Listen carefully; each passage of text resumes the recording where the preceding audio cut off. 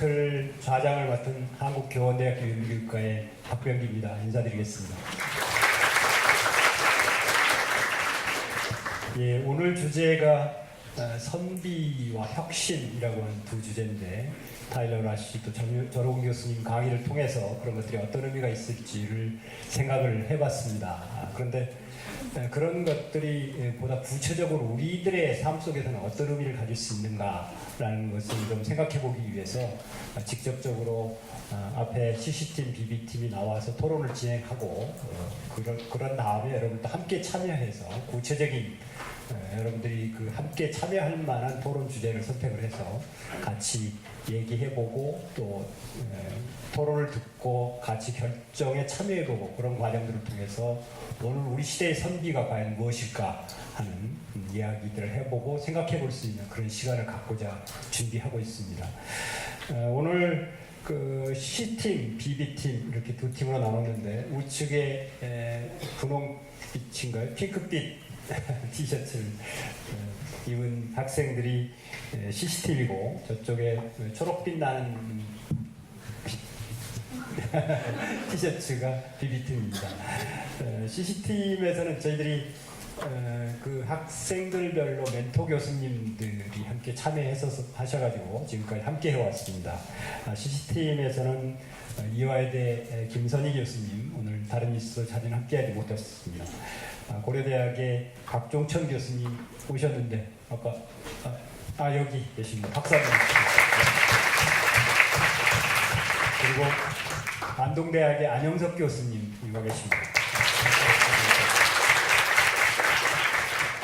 그리고 CC팀 참여 학생들은 문석주 학생 잠깐 인사하시죠. 문석주, 이혜연, 그다음에 정기목 학생입니다. BB팀은 한국학중앙연구원의 김보름 교수님께서 멘토로 참여해 주셨습니다. 앞에 와 계십니다. 박수 주십시오. 그리고 대구교대 장윤수 교수님께서도 함께 하셨는데 이 자리에는 같이 하지 못하셨습니다. 그리고 제가 멘토로 참여했고 오늘 자장까지 맡게 됐습니다. 먼저 오늘의 그 토론 주제를 영상을 통해서 제시를 해보았습니다. 영상을 함께 보시면서 토론 주제가 무엇일지를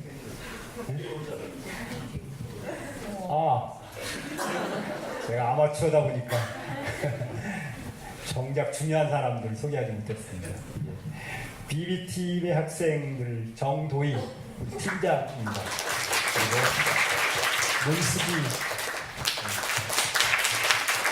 그리고 이지연 학생입니다. 그러면 바로 영상을 보시면서 토론 주제에 대해서 함께 숙지하는 시간을 좀 가져보겠습니다. 본 영상은 2017 청년 선비 포럼 CCBB 토론 배틀의 주제를 효과적으로 설명하기 위해 만들어진 가상 드라마입니다. 영상 속 학생회장 혁신이가 본인이라고 생각하고 이야기에 집중하여 최대한 공감해 보시길 바랍니다. 여러분의 선택은 무엇입니까? 국학대학교 선비학과 20주년을 맞이하여 총동문회에서 힘겨운 시절을 살고 있는 재학생들을 위한 기금을 마련했다. 총동문회 선배들은 기금을 좀 더 효율적으로 사용하기 위해 학교를 통하지 않고 선비학과 학생회에 직접 전달하면서 꼭 학생들의 장학금으로 사용해달라고 당부한다. 혁신아 잘 지냈어? 네, 선생님 안녕하세요. 잘 지내셨어요? 그럼 잘 지냈지. 네. 어떻게 총학생회장은 할만하고? 네, 잘하고 있는 것 같아요. 선생님 이렇게 와주신 것만 해도 감사한데 장학금까지 주셔서 정말 감사드립니다. 요새 대학생들 학교 다니기만 해도 바쁠 텐데 알바하랴, 대외 활동하랴 엄청 바쁘게 살더라. 그래서 조금이라도 도움이 되고자 학교 측이 아니라 학교 학생회 쪽으로 돈을 제공하는 거니까 학생회에서 최대한 도움이 되는 친구들 잘 선별해서 돈 잘 집행해 주길 바래. 네, 선배님 정말 감사드립니다. 너무 걱정하지 마시고요. 저희가 학생회랑 잘 상의해서 좋은 데 쓸 수 있도록 하겠습니다. 조심히 들어가세요. 그래. 네, 안녕히 가세요.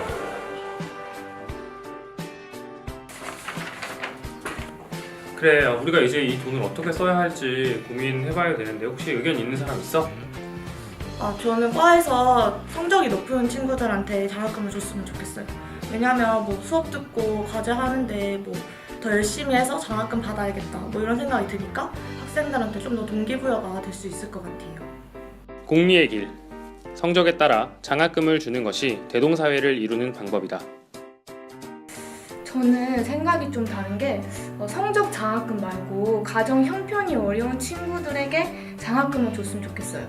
이게 친구들이 학교 다니면서 등록금 마련이라든지 또 생활비 마련 때문에 좀 어려움을 많이 겪고 있는 것 같아서 공부하는 거에도 좀 많이 힘들어하는 것 같아요. 그래서 소득별로 장학금을 주는 건 어떨까요? 배려의 길.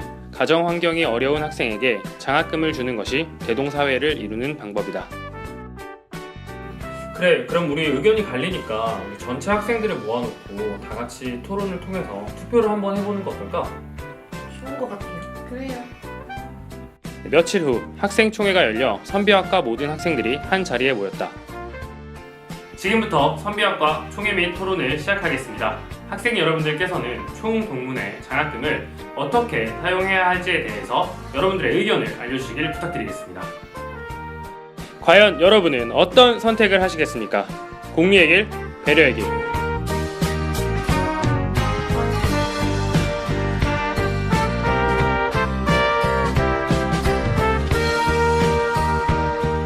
예, 박수 한번 주시죠. 특히 아마추어임에도 열심히 연기해 주신 분들께 박수를 드리고 싶습니다.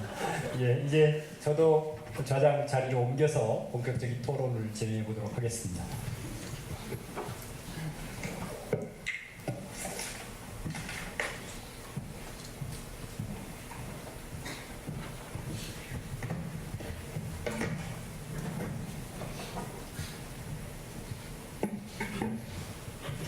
예, 우리 그 영상에서 봤던 사례가 실제로 있기도 합니다. 학교에서 주는 장학금과는 반대로 졸업생들이 한 20주년, 30주년 그렇게 되면 자기 모교를 위해서 장학금을 쾌척하기도 하고, 그랬을 때는 학과별로 대체로 그걸 어떻게 나눌 것인가를 놓고, 특히 학교의 일반적인 기준이 아니라 학과 나름의 기준을 찾아서 어떤 방식으로 배분하는 것이 가장 바람직한 배분인지에 대해서 논란이 벌어지기도 하고, 그에 따른 불만이 생기기도 하고, 만족스러워하기도, 그런 일이 생기기도 합니다.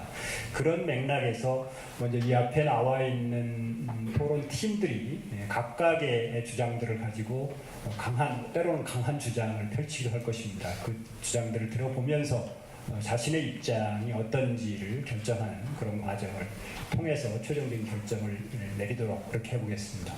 전체적인 진행 과정을 잠깐만 설명드리면, 두 팀이 자신들의 주장을 강력하게 제시하는 입론 과정을 거친 다음에 바로 1차 투표를 해서, 여기 모든 사람들이 참여하는 1차 투표를 통해서 어느 쪽이 더 많이 나오는지를 본 다음에, 그런 후에 자유토론, 1차, 2차 자유토론을 하고, 그 다음에 또 나중에 그 1, 2차 자유토론 이후에는 여기 계신 분들도 함께 토론에 참여하는 청중토론의 시간을 가진 후에 마지막으로 두 팀이 다시 최종 변론을 하고, 그 이후에 최종 투표를 하고, 이렇게 해서 우리들의 전체적인 토론회가 마무리되게 됩니다. 그 과정을 좀 숙지하고 계셨다가 적극적으로 함께 하는 과정으로 진행됐으면 좋겠습니다. 예, 먼저 지금 그 두 방향, 두 개의 선택지를 놓고 각 팀의 입론자들이 자신의 자신의 조언들이 이끌어낸 결론에 대한 얘기를 먼저 시작해 보도록 하겠습니다. 입론 시간을 갖겠습니다. 예, CC팀 시작하시죠. 안녕하십니까. 저는 CC팀의 입론을 맡게 된 정기목입니다. 먼저 저희 팀은 CC팀에서는 이번 장학금의 지급 기준을 소득 수준에 따라 정해야 된다고 생각합니다. 쉽게 말해서 어려운 학생들에게 그 돈을 주어야 된다는 것입니다. 그 이유는 크게 세 가지로 이야기해 보겠습니다. 첫째, 우리가 학교에 입학한 이유는 인격을 둬야 하고 학문을 배우고, 그 다음에 사회의 이바지함에 있습니다. 여기서 말하는 사회의 이바지함이란 사회 구성원들 모두가 소외되는 사람이 없고 함께 잘 어울리고 서로 협동 공존하면서 더 나은 사회로 만들어가는데 이바지한다는 것을 말합니다. 둘째, 이를 위해서 장학금은 이러한 사회를 실현하기 위해서 우리 모두에게 공평한 교육 환경을 구축하는 데 써야 된다고 생각합니다. 셋째, 출발선이 다른 경쟁은 정의롭다고 할 수 없습니다. 당장 학비에 대한 걱정으로 학업을 계속 지속하는데 어려움을 느끼는 학생들이 있는 지금 이 장학금 제도를 통해서 이러한 격차를 줄여나가야 될 것입니다. 대학에서는 교육과 학생의 복지를 함께 고려해야 될 것입니다. 우리가 이번 토론에서 지향하는 대동사회는 모든 사람들이 소외받지 않고 각자가 인간다운 삶을 살 수 있게 하는 그런 사회입니다. 그러므로 저희 팀은 소득 수준에 따른 장학금에 대해서 이런 장학금이 더 필요하다고 생각합니다. 감사합니다. 예, 박수 주시죠. 첫 발표자에서 떨리는 마음이 있었을 것입니다. 이에 대해서 BB팀의 반론을 듣도록 하겠습니다. 안녕하세요. BB팀의 인론을 맡은 이지연입니다. 저희 BB팀은 성적 위주 장학금을 지지합니다. 첫째로 대학의 궁극적 목적은 학문 탐구에 있고 더 나아가 우리 사회에 이바지하는 인재를 양성하는 것에 있습니다. 그러므로 대학이 가지는 본연의 과제는 교육이며 장학금은 학생들의 학습을 장려하기 위해 사용되어야 하고 뛰어난 성과를 보인 이들에게 지급되어야 합니다. 두 번째로 성적은 노력을 평가할 수 있는 가장 명확하고 분명한 지표입니다.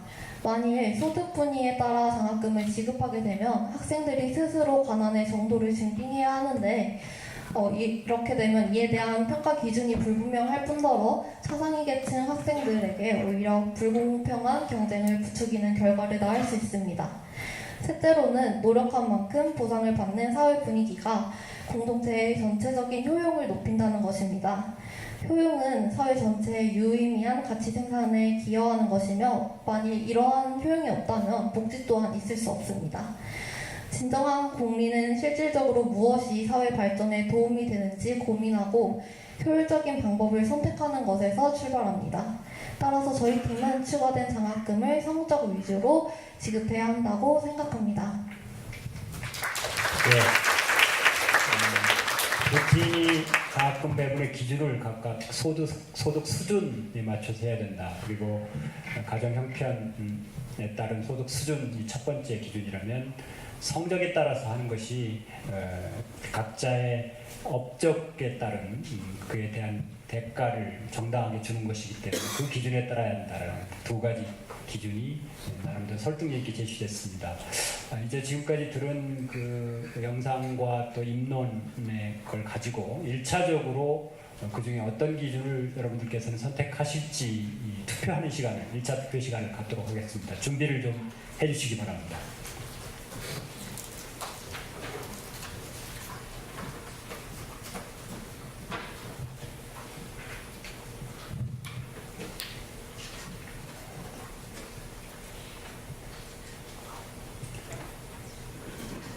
예, 준비되셨나요?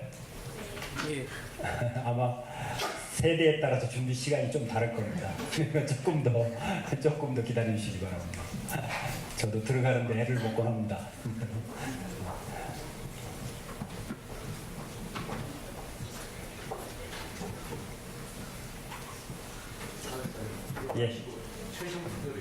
예, 이건 1차 투표고 이제 이 1차 투표 이후에 본격적인 토론이 이루어진 다음에 그리고 청중 토론까지 거치고 최종 투표가 있습니다. 그러니까 지금은 그냥 생각나시는 대로 어느 쪽에 좀 더 자신의 마음이 쏠리는지를 가지고 투표하셔도 괜찮습니다. 예, 다 준비되셨으면 투표 카운트다운을 시작하겠습니다. 음악도 나와주네요. 예. 5, 4, 3, 2, 1 투표하십시오. 하셨습니까? 좀 허망하죠? 좀 허망한 느낌이 있죠? 네, 바로 결과를 확인하고 지나가도록 하겠습니다. 곧 아마 여기에 화면에 투표 결과가 나올 것입니다. 잠깐 기다려 보시죠. 어떻게 여러분들의 마음이 어떤 방식으로 표현되는지 한번 확인해 보시기 바랍니다. 1차 투표 결과는 40대 60. 성적에 따라서 장학금을 줘야 된다가 40이고, 소득 수준에 따라서 장학금을 줘야 된다가 60%로 더 우세하게 나왔습니다. 과연 이 결과가 최종 투표에서는 어떻게 바뀔 수 있을지 기대가 됩니다. 그런 기대를 갖고 이제 본격적으로 자유토론을 시작해 보도록 하겠습니다. 예, 이제부터 1차, 2차 자유토론은 대체로는 이렇게 한 번씩 주고받는 방식으로 하겠지만 각 팀별로 더 보충할 것이 있다거나 그러면 중간에 끼어들어도 괜찮습니다. 다만 제가 사회자로서 가능하면 전체적으로는 비슷한 시간이 주어질 수 있도록 노력해 보겠습니다. 예, CCTV부터 시작할까요? 네, 안녕하세요. 1차 자유토론 첫 순서를 맡게 된 이혜연이라고 합니다. 먼저 저희 논의를 시작하기 전에 현대 한국 사회에서 고등교육기관을 속하는 대학이라는 기관이 무슨 목적으로 운영이 되는지에 대해서 잠깐 짚고 넘어가도록 하겠습니다. 혹시 고등교육법에 대해서 아는 분 계신가요? 네, 저도 이번 토론을 준비하면서 이거에 대해서 처음 알아보게 되었는데, 이 고등교육법의 제1관 28조를 보면 대학의 목적이 나와 있습니다. 이 대학의 목적은 대학이란 인격의 도열을 꾀하고 또한 국가와 인류 사회의 발전에 필요한 심오한 학술 이론과 그 응용 방법을 연구하고 가르치며 또한 국가와 인류 사회에 이바지하는 것을 목표로 하는 기관입니다. 여기에서 저희 CC팀은 학생 개인들이 단순히 한국만 열심히 공부한다고 해서 이러한 국가와 인류사회 발전에 기여할 수는 없다고 생각했습니다. 왜냐하면 이 사회 발전이라는 것은 사회적인 책임을 갖고 서로 화합을 꾀할 수 있는 유교의 군자와 같은 인격을 함양한 사람만이 이룰 수 있다고 생각했기 때문입니다. 예기라는 옛날 경전에 따르면 대도가 행해지는 사회에서는 모든 사람이 자신만의 직분을 갖고 또한 자신의 가족만을 귀히 여기지 않으며 어질고 재주 있는 사람을 등용했기 때문에 대동이 이루어졌다고 했습니다. 이러한 점에서 오랜 옛날부터 지금까지 많은 사람들에게 있어서 이상적이고 그리고 이루고 싶은 사회로 여겨졌던 대동사회가 서로 존중하고 존중받으면서 화합하며 살아가는 세계였다는 것을 알 수 있습니다. 그렇기 때문에 이런 사회를 이끌어 나갈 인재들이라면 모든 공동체 구성원들을 위해서 가장 옳은 답변이 무엇인지 치열하게 고민해야 된다는 것을 알 수 있습니다. 그렇기 때문에 저희 CC팀이 이런 소득 분위를 기준으로 해서 장학금을 받는 것을 주장하는 이유는 대학 사회가 모든 사람들에게 형평성 있는 기회를 제공함으로써 이 사람들로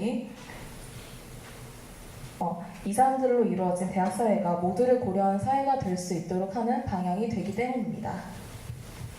예, 이혜연 학생이 얘기까지 인용해가면서 소득 기준 분배의 정당성에 대해서 주장했습니다. 거기에 대해서 비비팀의 이지연 학생이죠?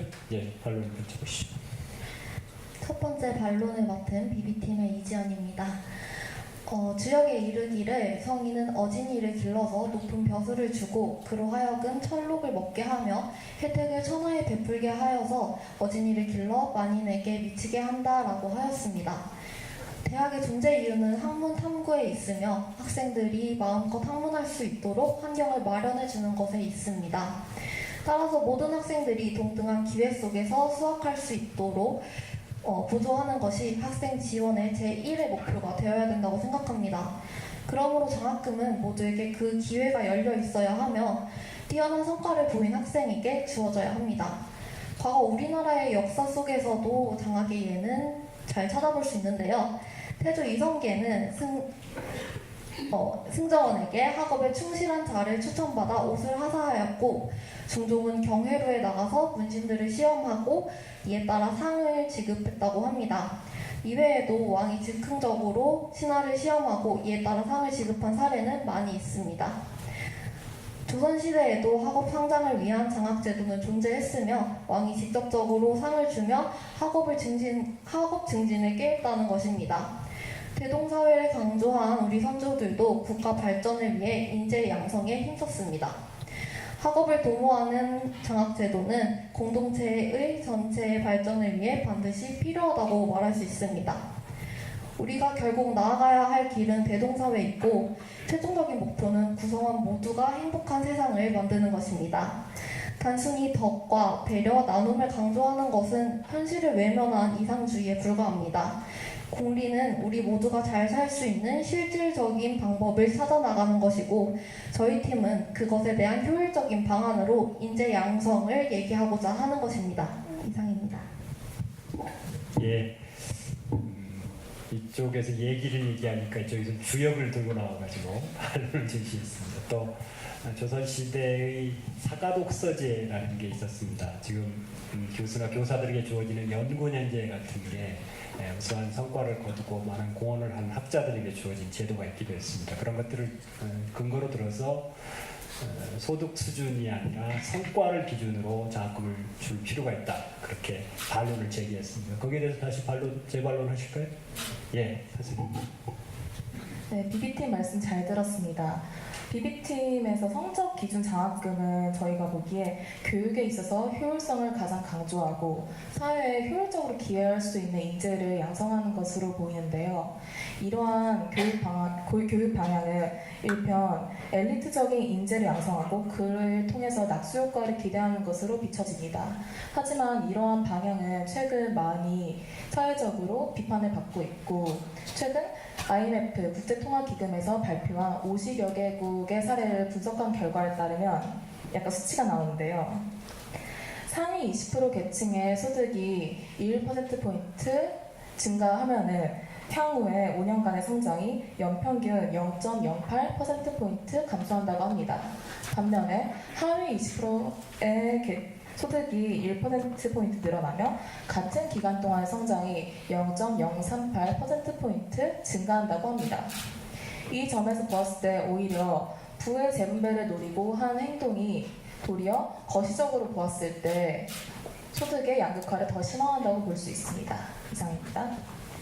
예, 이번에는 통계 자료를 들고 나와가지고 자신의 주장을 정당화했습니다. 거기에 대한 반론, 예.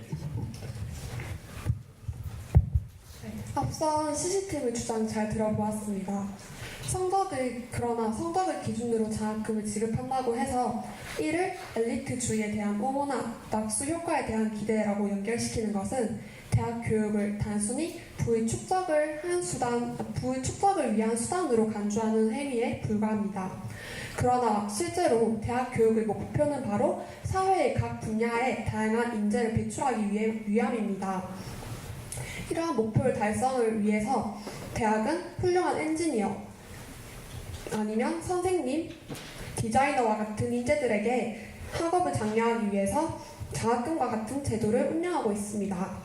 그러므로 다양한 분야의 인재 양성이 반드시 소득 양극화의 심화를 이루어내는 것은 아닙니다. 이상입니다.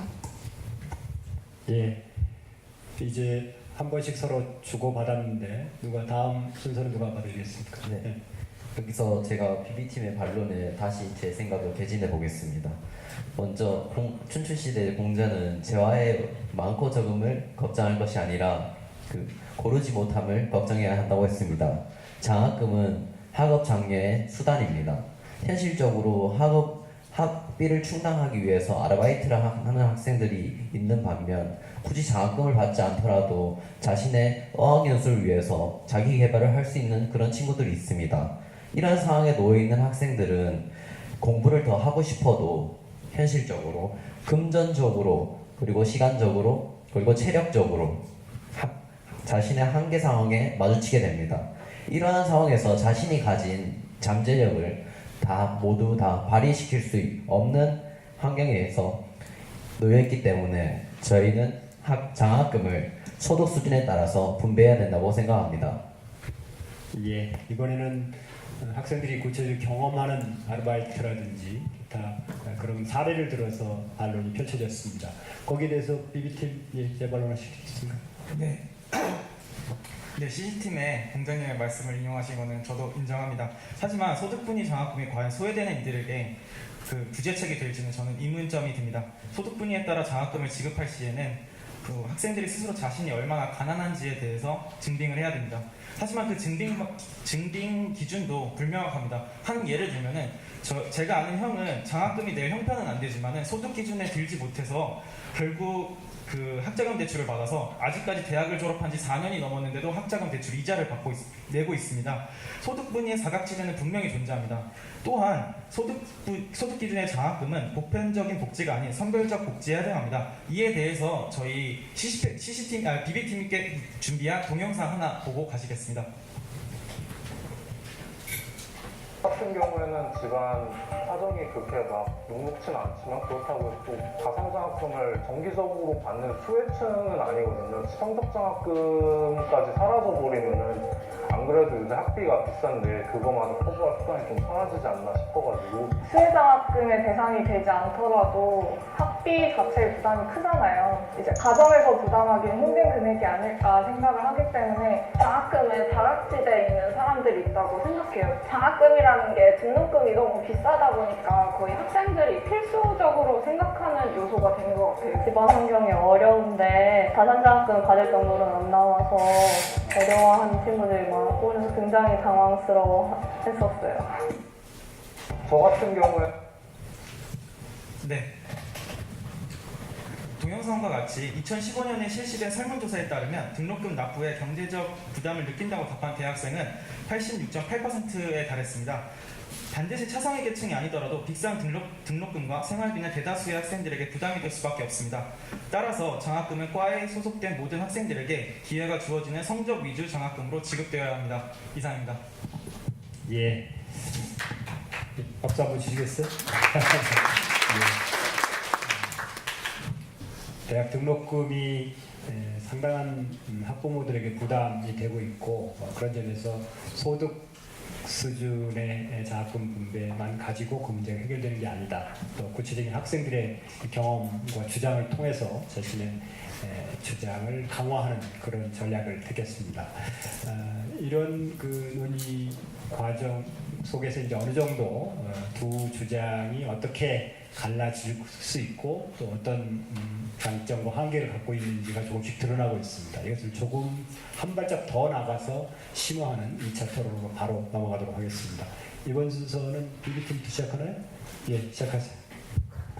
먼저 저희 비비 측의 주장을 제기하기에 앞서 먼저 여러분들께 한 가지 물음을 던져보려고 합니다.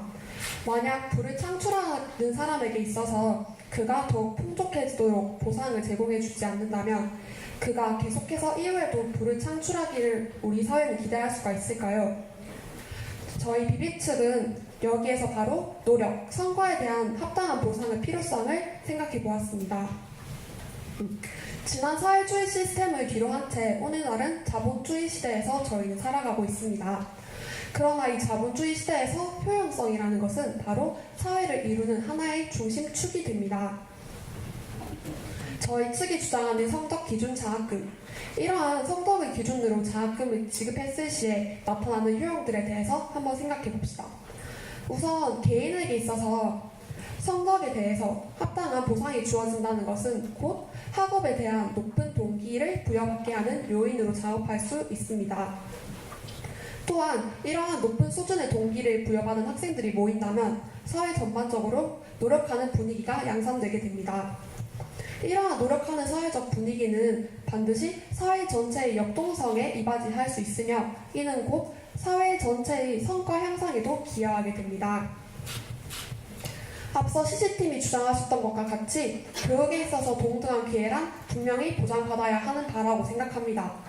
그러나 이미 사회적으로 소득 분위를 기준으로 제공하는 장학금은 국가장학금이라든지 아니면 드림장학금이라든지 다양한 사례를 찾아볼 수가 있는데요.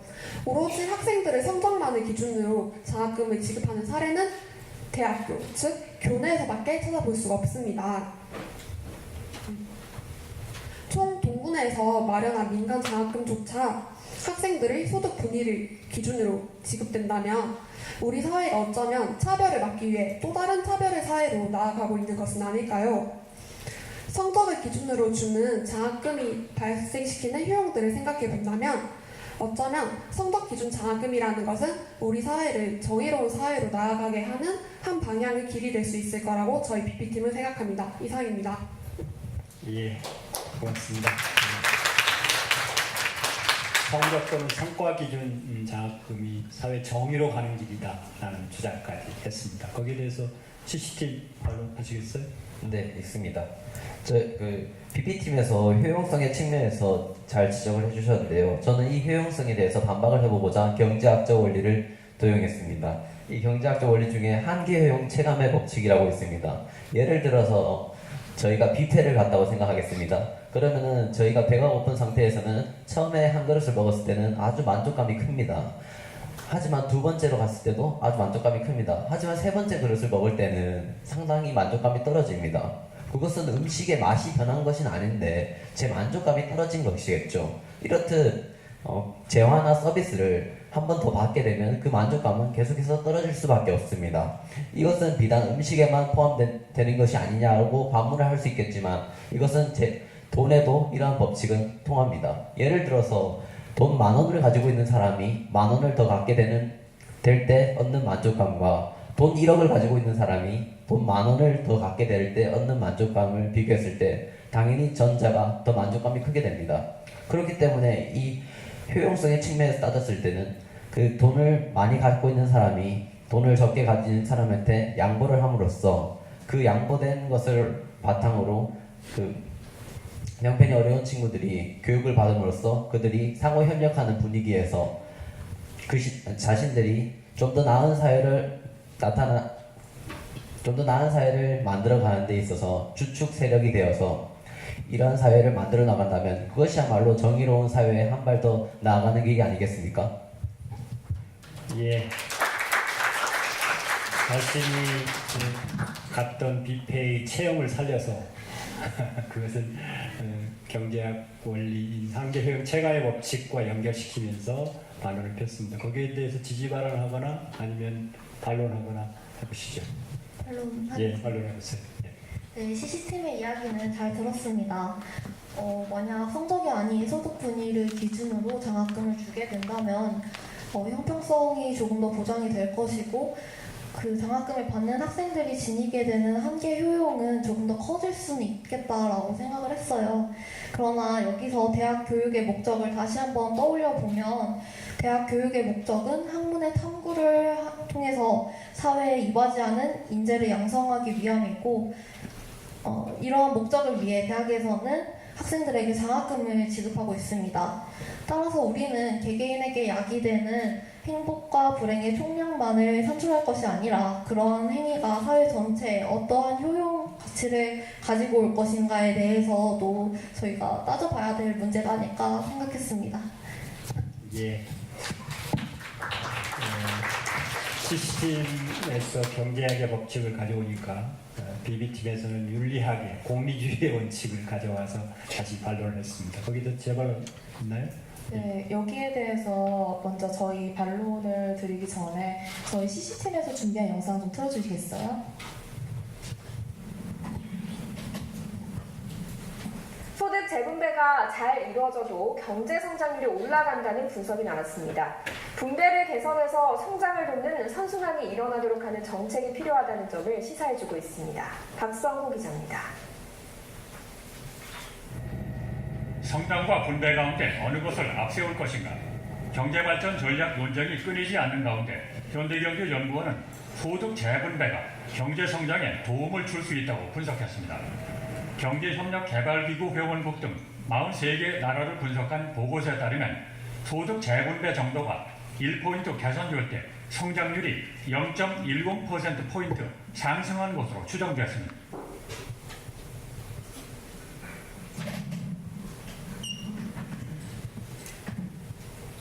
네, 영상에서 보신 것처럼 좀 전에 비비팀에서는 더 큰 효용에 대해서 이야기를 해주셨는데 저희가 판단했을 때 소득 재분배가 결코 우리의 경제 성장에 있어서 효용면에서 마이너스가 되진 않습니다. 다만 저희가 더 강조하고 싶은 내용은 출발선이 다른 경쟁은 결코 공정하지 못하다는 것입니다. 저희가 100m 달리기를 한다고 가정을 할 때 여러분이 0m, 그러니까 출발선을 시작을 하시고 제가 50m 지점에서 출발한다고 생각을 해볼게요. 그러면 이게 경쟁이 공정한 걸까요? 아니죠. 저기 파란색 후드 입어주신 분이 열심히 이거 해주셔가지고 감동했어요. 그리고 다시 한번 제가 0m에 있고 이분, 저희 조장님이 90m 앞에서 출발을 한다고 하실 때 이거는 공정한 것일까요? 이것도 아니죠. 이런 것처럼 네.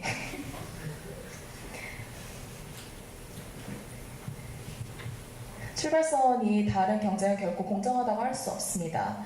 이렇게 공정하지 않은 경쟁을 합리화시키는 사회는 결코 정의로운 사회라고 할 수 없으며 그렇기 때문에 우리는 공정한 경쟁을 만들 수 있는 사회, 그거를 만들기 위해 노력하는 사회, 그런 기회를 마련해주는 사회를 만들기 위해서 최선을 다하는 것이 저희가 앞으로 미래를 이끌어갈 리더로서 해야 할 역할이 아닌가 싶습니다. 예, 고맙습니다. 저는 방금 김혜준 앵커가 다시 여기 나오시나 했습니다. 예. 지금까지 두 팀의 주장들이 비교적 심화되면서 잘 전개됐는데 혹시 뭐 덧붙이고 싶은 얘기는 없죠? 일단 마무리 되겠죠? 2차 토론까지는 일단 마무리를 하는 걸로 하고 지금부터는 여기 함께 계신 분들하고 함께 참여하는 토론 시간을 갖도록 하겠습니다. 어떤 한 입장을 지지하거나 아니면 한 주장에 대해서 질문이 있거나 반론을 펼치거나 어떤 것은 상관없습니다. 자유스럽게 거수를 하셔서 지명권을 얻으시고 말씀해 주시면 되겠습니다. 예, 누가 시작을 해보시죠. 예, 자신을 좀 밝히고 잠깐 일어나서 하시죠. 안 보일 수 있으니까. 마이크 안 갖다 주나요? 예.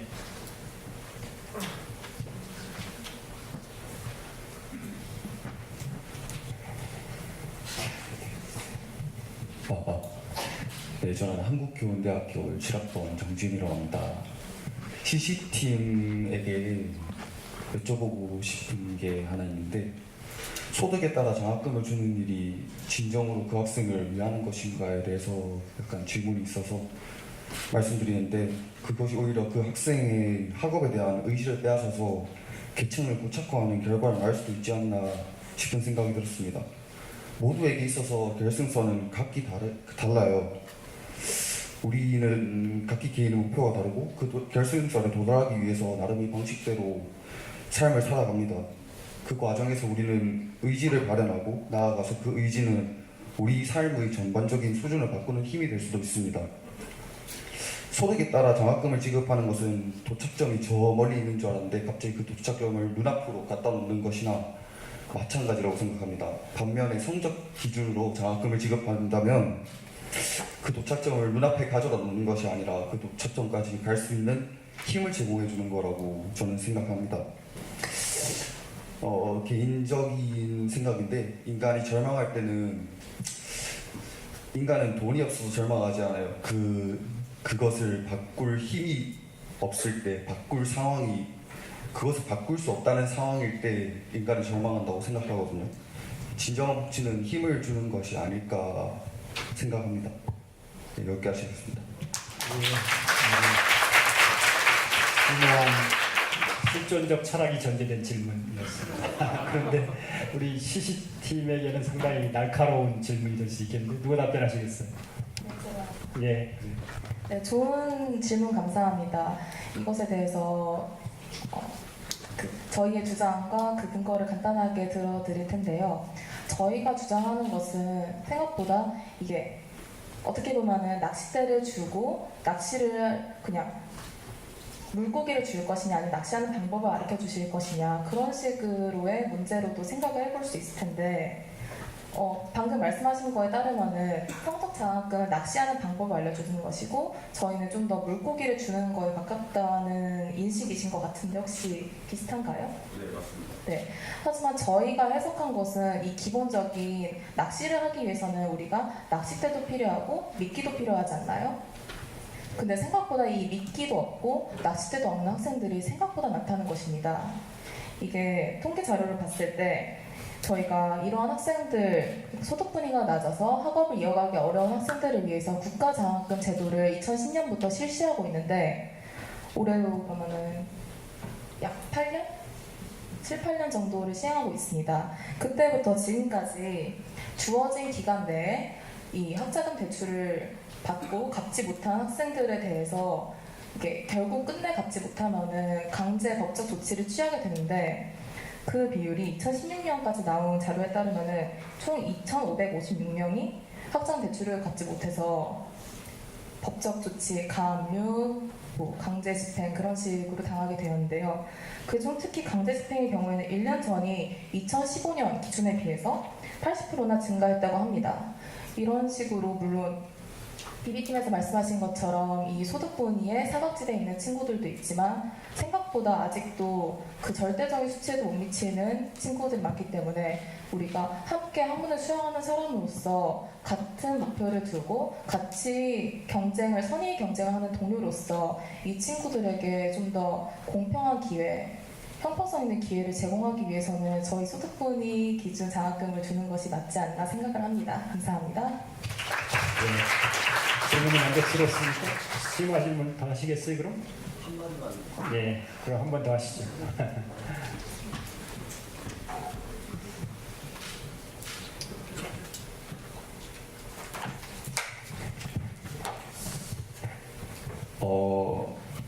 한 가지 질문 드리고 싶은 게 국가장학금 방금 예를 들어서 설명하셨잖아요.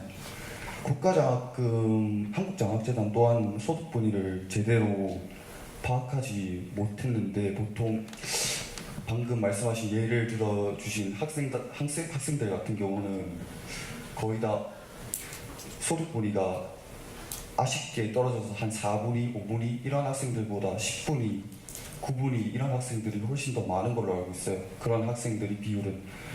그렇다면 한국장학재단도 파악하지 못한 이 학생들의 소득 수준을 이 학생회가 과연 파악해서 제대로 그 학생들에게 전달이 될 수 있을까요? 누가 답변하시겠어요?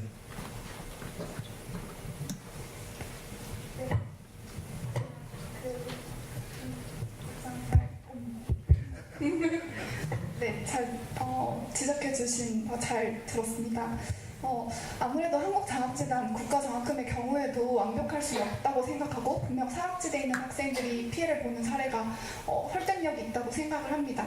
그런데 여전히 사회제도상으로도 그렇고 사회상으로 그 지원받지 못하는 최하위에 있는 학생들에게 우리가 더 신경을 써야 한다고 저희 팀에서는 생각을 했습니다.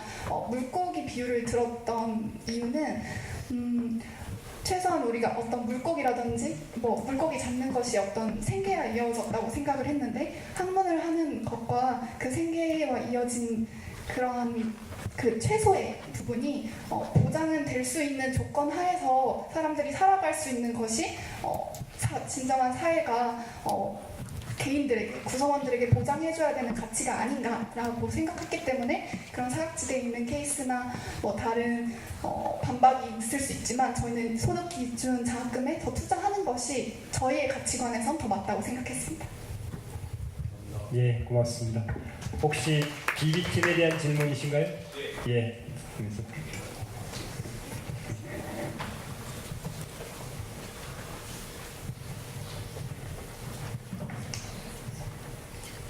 네, 안녕하세요. 저는 경희대학교에서 이제 토론 동아리도 하고 이런 사회 현상에 관심을 많이 갖고 있는 학생입니다.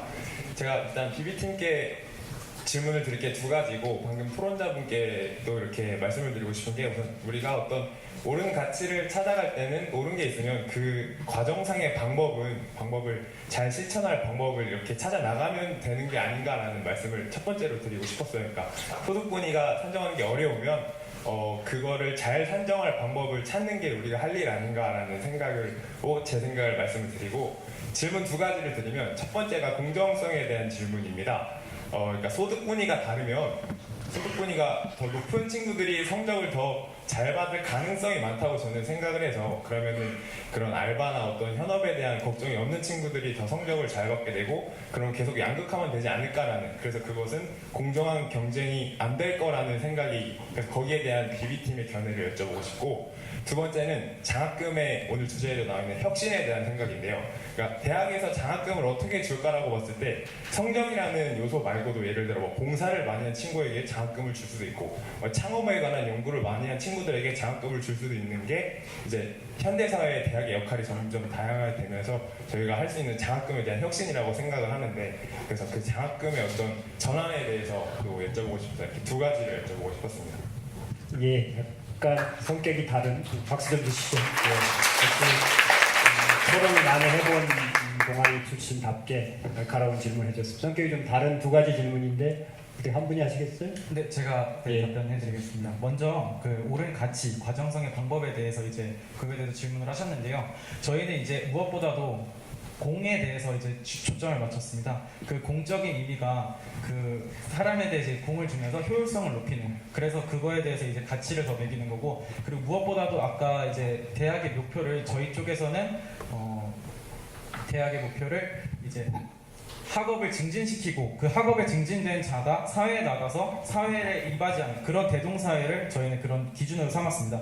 첫 번째 이제 있어서 그 성적을, 그러니까 소득 기준이, 그러니까 잘 사는 애들이, 쉽게 말하겠습니다. 잘 사는 애들이 공부도 잘하고, 못 사는 애들은 오히려 알바나 이런 학업 때문에 공부할 시간이 없어서 이렇게 한다고 하셨는데, 실질적으로 보면은 이런 학업에 대해서는 그 학업과 저희가 보는 이제 학교에 대해서는 학업과 그런 이런 복지 수준은 일단 별개로 봐야 된다고 생각합니다. 그리고 그런 개념이 꼭 같이 가지는 않는다고 생각합니다. 제가 한 결과에 비하면은 그 초등교육부터 고등교육까지 올라가면서 소득 순위의 그 고등교육에 있어서 소득 순위가 그 학업에 미치는 영향이 점점 떨어진다고 했습니다. 그래서 저희는 대학의 입장에서는 오히려 이 인재들이, 대학까지 가는 인재들이 사회에 공연을 하기 위해서는 오히려 학업이 더 중요시 돼야 된다고 생각하고 있습니다. 그리고 두 번째로 이제 오히려 성적이 아닌 봉사나 창업에 대해서 이런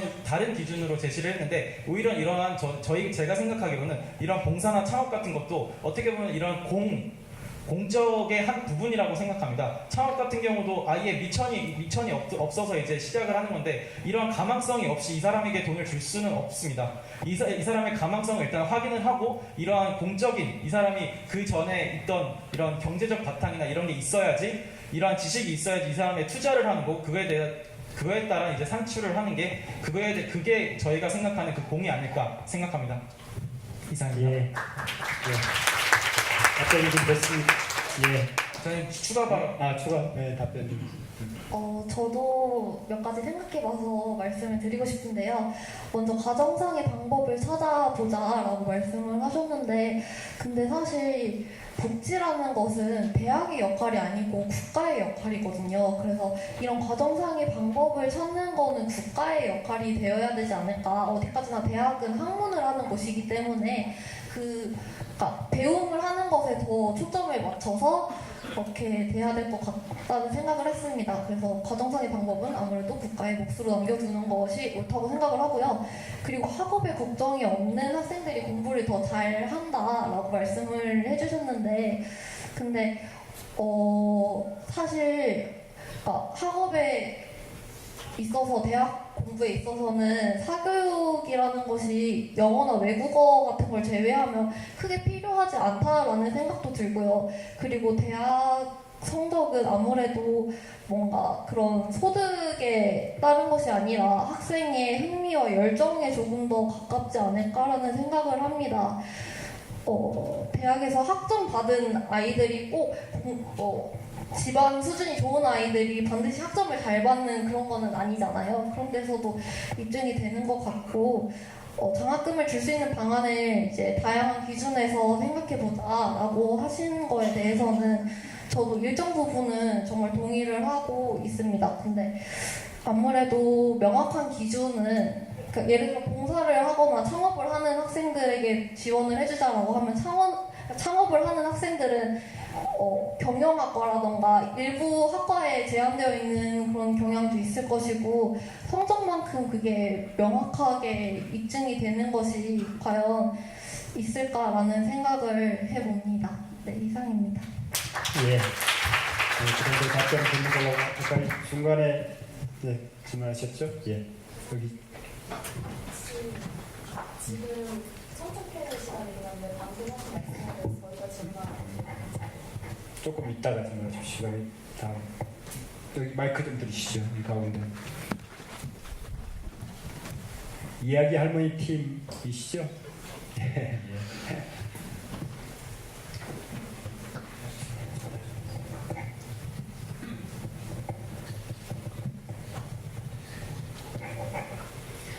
저는 이야기 할머니 김일숙이라고 합니다.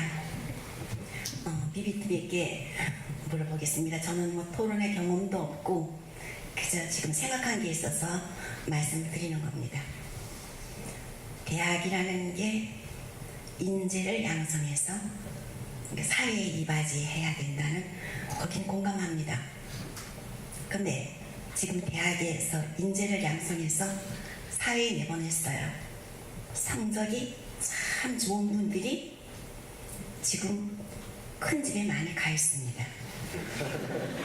네, 그건 어떻게 생각하십니까? 그래서 이게 뭐 문제집 잘 풀어가지고 졸업 잘하고 뭐 스펙 많이 쌓아가지고 사회에 나가서 국가를 위해서 일하는 게 아니라 자기 이득만 위해가지고 완전히 국가를 망치고 있어요. 그래서 대학이 해야 할 일을 먼저 어떻게 학생들을 사람을 만들어서 졸업을 시킬 것인가를 연구를 하셔야지. 오늘 주제가 선비정신입니다. 오늘 주제에 맞게 제가 이야기를 한다면 여기서 이야기를 시작해야 된다고 생각합니다. 그래서 저는 대학 관계자들에게 정말 질문을 하고 싶습니다. 먼저 대학에서 사람을 만들어 주십시오. 이것이 우리가 국가가 살고 우리 국민이 잘 사는 일입니다. 감사합니다. 고맙습니다. 여기 앞에 있는 사람 중에서 대학 관계자 쪽에 속하는 사람은 저밖에 없습니다. 그래서 제가 간단히라도 답변을 드린다면 절실하게 느끼고 있고 이제 좀 우리 대학 교육의 방향 자체 더 크게 보면 우리 사회의 방향 자체가 좀 바뀔 수 있는 계기를 마련할 수 있지 않을까 생각을 합니다. 저도 개인적으로 그래서 이제 진정한 윤리의 귀한 시대가 돌아왔다. 그 이전까지는 윤리가 통용되지 않는 시대였다가 이제 윤리가 없는 업적이나 성과라는 것이 얼마나 초라한 것인지를 전 국민이 함께 지켜봤고 이제는 바뀔 수 있는 그런 토양이 어느 정도 갖추었다 생각하고 저희들도 최선을 다해 노력하겠습니다. 거기에 대해서 혹시 비비팀 뭐 언급하고 싶은 말이 있어요? 네, 너무 좋은 말씀이라서 저희가 뭐 거기에 따른 첨언을 할 수 없지만 제가 생각하는 입장을 간단하게 요약해서 말씀을 드리겠습니다. 저도 일단 인문학을 전공하는 입장으로서 그거에 대해서는 철저하게 동의합니다. 대학에서는 무엇보다도 이제 그런 인성 함양 교육이 중요시 돼야 된다고 합니다. 그렇기 때문에 현재 지금 대학의 커리큘럼을 보면은 첫 번째로 대학에 들어가는 학생들은 모두 교양 과목을 배웁니다. 저는 그래서 이 교양 과목을 심화해서 하다 보면은 이러한 인문학, 이러한 이제 인성 교육에 대해서 좀 더 심화해서 교육을 할 수 있지 않을까, 이게 보완할 수 있지 않을까 생각을 합니다. 이상입니다. 예, 저희가 본래 그 약속한 시간이 5시였습니다. 근데 지금 5시가 됐는데 저희가 조금 그 중간에 좀 지연이 됐었기 때문에 한 10분 정도는 더 하도록 그렇게 주최측과 연결이 됐습니다. 그래서 한 분 정도만 더 질문을 받도록 하겠습니다. 거기 아까 계속 들고 계셨던 그 여자분, 예.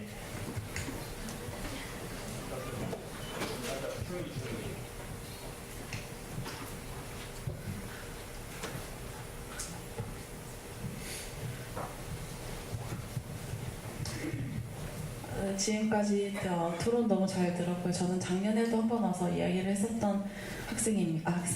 작년 학생이었고 지금은 이제 회사를 다니고 있는 사람입니다. 저는 대학교 때 법학과를 전공했었고 큰 회사에 들어갔지만 퇴사를 하고 지금 미국에서 영화를 제작하는 회사에 있어서 조금 발언이 세게 나올 수 있을지도 모르니까 양해를 미리 부탁드립니다. 처음에 먼저 CCTV에서 현재가 사회의 잠재력을 발휘하지 못하는 환경에 놓여 있다는데 지금같이 잠재력을 발휘하기 좋은 환경이 없다고 저는 이미 생각을 하고 있고요. 첫 번째 그렇고 두 번째는 소득 재분배에 대해서 말씀을 하셨는데 당연히 지금 사회에 대해서 이야기를 하자면 소득의 분배가 먼저냐 뭐가 먼저냐 하면 당연히 분배가 재분배가 먼저겠죠. 근데 지금 이건 대학교에서 주는 장학금에 관한 이야기고 그 비유는 제가 맞지 않다고 생각합니다. 이제 제 생각에 대해서 말씀을 드리자면 이제 저는 학생의 입장이 아니라 학교의 입장이 좀 돼봤으면 하는 바람이고 저는 BBA 팀입니다. 일단 학교에서 주는 돈이고 학교는 공부를 하는 곳이므로 간단히 보면 학교는 공부를 잘하는 애를 위한 곳입니다. 사실 인성은 다른 이야기인 거고 일단 가난하거나 어렵다는 이유로 장학금을 준다는 것 자체가 학교는 유니세프가 일단 아니라고 생각을 하거든요. 그 총동원회로 이루어지고 있는 사람들도 어떤 사람인지 그 사람들이 열심히 일해서 미래가 총만 받아서 그 사람들이 모여서 직접 주는 것이 아닙니까? 그리고 어려운 사람이 돈이 부족해서 성과율이 떨어진다는 인과관계 자체가 몇 프로나 있을지 뭘 사기 위해서 돈을 그렇게 받아서 교과서를 사기 위한 펜을 사려고 장학금을 받는지 뭘 사려고 장학금을 받는지 일단 잘 모르겠고요.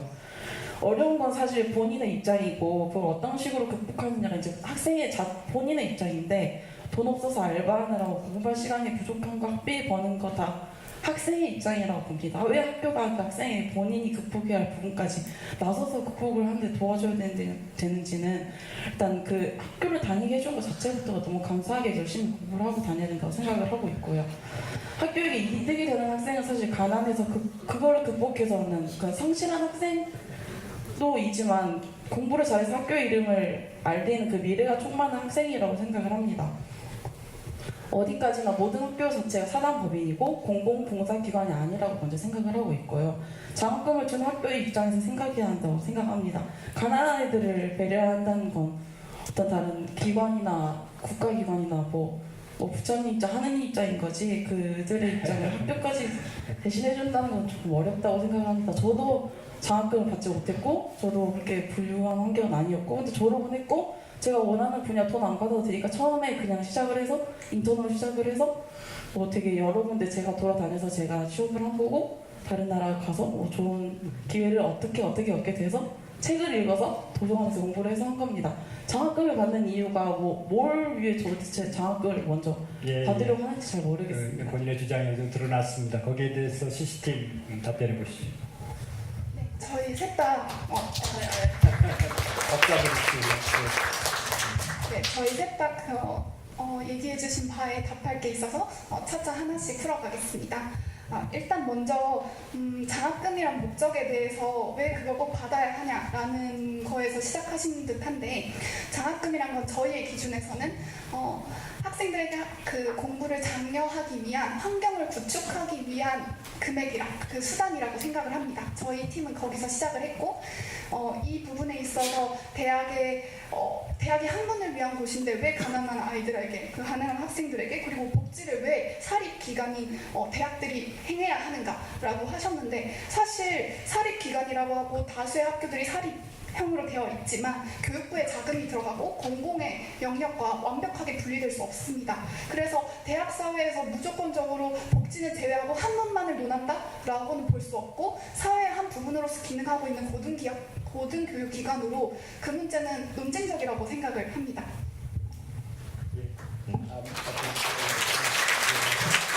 거기에 한 가지만 덧붙이자면은 아까 전에 말씀하신 것처럼 학교는 공부 잘하는 친구를 길러서 그 학생이 다른 사람에게 좀 많이 아주 큰 성공을 해서 다른 사람들을 도와라 이렇게 말씀하시는 거 맞습니까? 파이를 키우자 이런 거 맞습니까?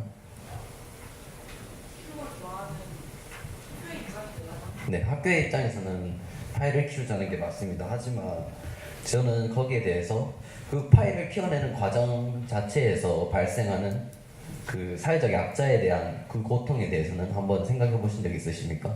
그들은 항상 참고 견뎌라, 인내해라 이런 식으로밖에 학교에서는 못 말할 겁니다. 공부를 잘 못했고요. 예.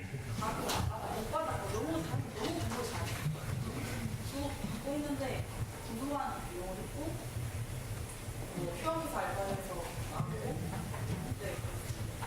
예, 유아키스 답변하세요. 근데 여기에 대해서 저는 사회적 약자에 대한 그들이 짊어지고 있는 이 짐에 대해서 조금이라도 덜어줄 수 있는 방법이 뭐냐고 생각해 본 결과 사회적 약자들에게 먼저 배분하는 게 정의에 맞지 않나 싶어서 이렇게 말씀드렸습니다. 마지막으로 좋은 한쪽에서 얘기하겠습니다. 저희가 그 질문해 주신 내용이 굉장히 방대한 내용이라서 좀 서로 나눠서 대답하고 있는데 마지막으로 답변이 안 된 부분에서 답변을 드리자면은 저희가 소득 재분배에 대한 얘기를 말씀드렸잖아요. 특히 제가 그 문제가 이게 대학 장학금에 대한 내용인데 왜 그렇게까지 멀리 나갔냐에 대한 말씀을 해주셨는데 맞나요? 네, 그것도 맞는 말인데 그건 이제 사회 전체적으로 네.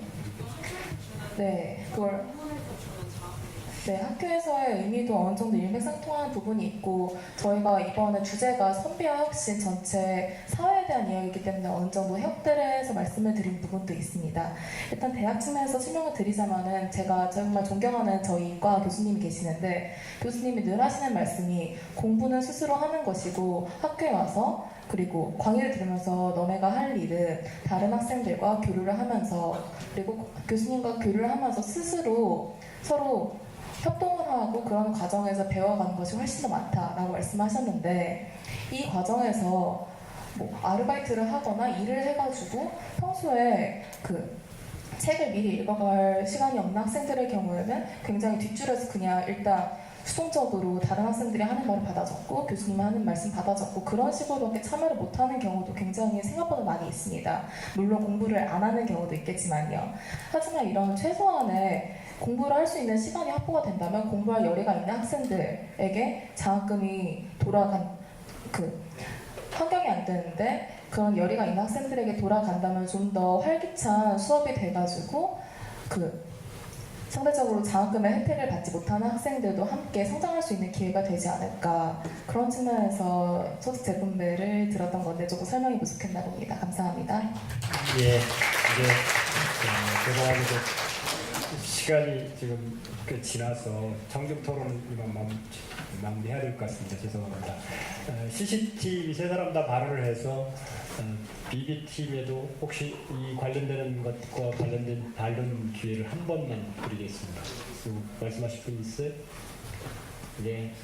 네, 없으면 원래 3차 토론, 저희 토론이 있었는데 그건 필요하지 않은 것 같고 최종적인 발언을 각 팀별로 듣고 최종 투표로 가는 것으로 그렇게 하겠습니다. 최종 반론을 BB팀부터 하시겠어요? 최종 결론, 최종 발언을. 예. 네, 맹자 제자 공손추가 맹자에게 질문하기를 왜 그렇게 높으신 문왕의 덕이 천하에 미치지 못하였습니까? 라고 이렇게 질문을 하였습니다. 맹자는 이에 대해서 문왕의 주나라는 당시에 은나라보다 소국이었기 때문에 덕치를 펼치지 못하였다. 이렇게 대답을 하였습니다. 대동사회를 이루기 위해서는 덕이라는 가치를 절대로 무시할 수는 없습니다. 하지만 이를 현실적으로 실행하기 위해서는 무엇보다도 나라의 기강이 단단해야 됩니다. 맹자는 또 말합니다. 일반 백성은 문왕과 같은 성군을 기다리고 재주와 지혜가 뛰어난 선비의 경우에는 문왕 없이도 일어날 수 있다고 말했습니다. 나라의 기강 중 첫 번째는 지도자고 그 다음은 인재입니다. 현재 우리나라는 주변 국보다 아직까지는 소국입니다. 이를 바탕으로 현재 우리나라에서 대동사회를 이루기 위해서는 이룰 수 있는 방법은 먼저 나라의 기강을 튼튼히 하는 것입니다. 이것은 뛰어난 지도자를 통해서 하거나 혹은 뛰어난 인재를 많이 양성해서 그들로 하여금 이룰 수 있습니다. 이러한 방향으로 대동사회를 이루는 것이 지금 바로 대동사회의 혁신이 아닐까 저는 그렇게 생각하고 있습니다. 이상으로 발언을 마치겠습니다. 예. BB팀의 최종 발언이었고 이제 마지막으로 CC팀의 최종 발언 듣도록 하겠습니다. 네, 지금 그 앞선 토론들, 청중 토론까지 해서 저희는 어떤 정의로운 사회에 대해서 계속 논의를 해왔는데요. 그러니까 저희가 꿈꾸는 사회에 대해서 얘기하는 것 같습니다. 그걸 이 토론에서는 대동사회라고 저희가 규정을 했고, 그러면 저는 대동사회에서 그 대동사회로 향하기 위해 우리가 선행되어야 할 가치는 무엇인가? 라는 질문으로 결론을 맺고 싶습니다. 노노 위령경 편에 보면 자공이란 공자의 제자는 스승에게 질문을 합니다. 내가 죽을 때까지 종신토록 행할, 몸이 다할 때까지 행할 만한 가치는 무엇입니까? 라는 질문에 공자는 서라고 대답합니다. 서라는 건 유교적 개념으로 자신이 하고자 하지 않는 것, 자신이 원치 않는 것을 다른 사람들에게, 타인에게 시키지 않는다는 것입니다. 이건 그저 오래된 경전에 있는 그런 얘기가 아니라 그 공동체를 살아가는 한 사람 한 사람으로서 다른 사람과의 공존을 지향한다는 것입니다. 이러한 공존은 맹자가 말했듯이 옳은 기회의 균등의 항상이 보장됐을 때, 그렇게 되었을 때 도덕심, 항심의 상태로, 그리고 공존의 상태로 나아갈 수 있다고 생각합니다. 그래서 이 핵심 가치, 선비 정신을 이어받아서 상호 존중이 보장되는 사회를 만들어 갈 수 있고, 현대 한국 사회는 굉장히 경제적으로는 상당한 성장을 이루었다고 생각합니다. 이제는 더불어 살아가는 덕을 생각하는 대동사회로 발걸음을 옮겨야 될 때라고 생각합니다. 네, 고맙습니다. 시민의 입론에서부터 최종 발언까지 또 청중들의 날카로운 질의와 응답 과정을 통해서 두 팀의 주장들이 명료하게 드러났다고 생각합니다. 잘 아시는 것처럼 토론의 핵심은 논증인데, 논증은 주장하고 근거를 대는 것입니다. 그 근거는 논리적 근거가 있고 경험적 근거가 있죠. 각각을 잘 활용하면서 두 팀이 잘 진행을 해줘서 두 입장이 갖고 있는 각각의 장단점은 드러났다고 생각합니다. 이제 아까 1차 투표했던 경험을, 기억을 살리시면서 최종 투표하는 시간을 갖도록 하겠습니다. 준비해 주시기 바랍니다.